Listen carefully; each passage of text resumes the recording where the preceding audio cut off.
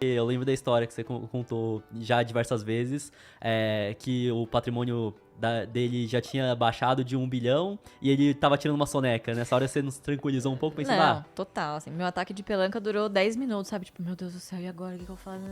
Sabe quando a sua mente viaja, né? E agora, tal? Nossa, a caixa acabando, e agora? Não sei o que, compra ou espera. O que fazer, né? Aí eu olhei pro lado, eu falei, pai, bem-vindo ao Clube dos Milionários, não sei o que. Daí ele, deu risada. Eu falei, você tá tranquilo? Daí ele falou, filha, sabe quantas vezes isso já aconteceu? Várias. Voltou, virou pro lado e voltou a dormir.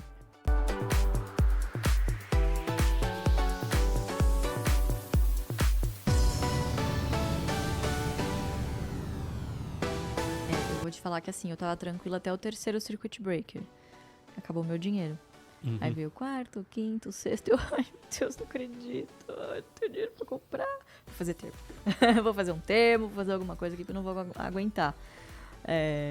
Mas assim, dá uma assim, insegurança, principalmente pra quem tá começando, ou de novo, pra quem colocou um recurso ali que não pertencia à bolsa. Mas acho que um fator que ajudou bastante é que a gente continuou ganhando dinheiro e o dinheiro que estava investido não ia ser utilizado, né? Eu sabia que era pro longo prazo. Exatamente, é isso. Quando você tem a certeza de que você não vai precisar daquilo naquele momento, cara, são outros 500. Você tem todo o tempo do mundo pra recuperar essa grana. Agora, e quem colocou o dinheiro que ia pagar o boleto ou a dívida no final do mês? Exato. Tem muita gente que faz isso. Assim, por isso que é uma questão de planejamento mesmo. De Planejamento. entender o dinheiro do curto prazo, o dinheiro que é pra sua aposentadoria, pro longo prazo e dividir isso muito bem. E dividir isso muito bem, exatamente. Não tem segredo. É simples, mas não é fácil, né? Mas o seu pai, em algum momento, não conseguiu te acalmar? Porque eu lembro da história que você contou já diversas vezes, que o patrimônio dele já tinha baixado de 1 bilhão e ele tava tirando uma soneca. Nessa hora você nos tranquilizou um pouco, pensando, Não, total, assim, meu ataque de pelanca durou 10 minutos, sabe? Tipo, meu Deus do céu, e agora? O que eu faço? Sabe quando a sua mente viaja, né? E agora, tal? Nossa, a caixa acabando, e agora? Não sei o que, compra ou espera. O que fazer, né? Aí eu olhei pro lado, eu falei, pai, bem-vindo ao Clube dos Milionários, não sei o que. Daí ele, deu risada. Eu falei, você tá tranquilo? Daí ele falou, filha, sabe quantas vezes isso já aconteceu? Várias. Voltou, virou pro lado e voltou a dormir. Ele já comentou em algum momento, em alguma outra crise, que ele não tinha tanta experiência assim, que ele ficou mais apreensivo?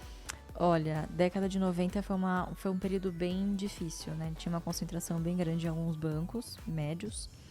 E ali o nosso sistema financeiro passou por um momento de consolidação muito grande. Então, muitos bancos quebraram. Outros foram, interditados pelo Banco Central, né? Vamos dizer assim. Por falta de ativos, enfim, por desvio de dinheiro, por fraude. E ele tinha posições bem grandes em bancos que quebraram na época. Então não é nem uma questão de desespero por estar caindo, porque algumas apostas, vamos dizer assim... Porque realmente deu ruim mesmo. Algumas empresas chegaram a quebrar, assim. Não foi um momento difícil, assim, ele não perdeu toda a grana dele, mas, ele tinha 10% do Banco Nacional, né? Entendi. Que era o banco do Ayrton Senna, né?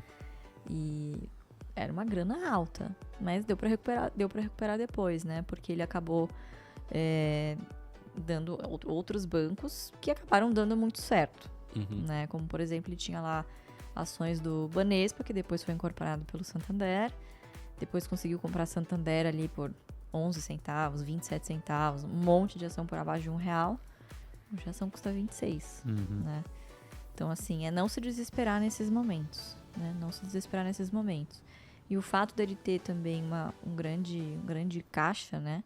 Advindo dos dividendos dele, também permitiu que ele pudesse se reerguer naquele momento. Mas a década de 90 foi bem difícil. Foi uma época, inclusive, que minha mãe conta até no livro, né? Que assim, não vamos viajar esse ano, vamos manter, assim, custos baixos e tal, porque tudo que ganhar vai ser pra reinvestir. Então...